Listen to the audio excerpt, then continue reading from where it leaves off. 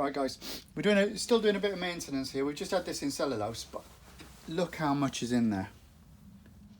I mean, it is just absolutely caked.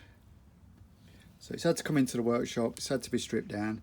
You know, it takes a little while, but to be honest with you, I'll have this clean in about 15-20 minutes. But it's you've just got to keep on top of this stuff. Toothbrush. Generally nick a toothbrush out of the family bathroom for the one person you don't like, and then just put it back tonight.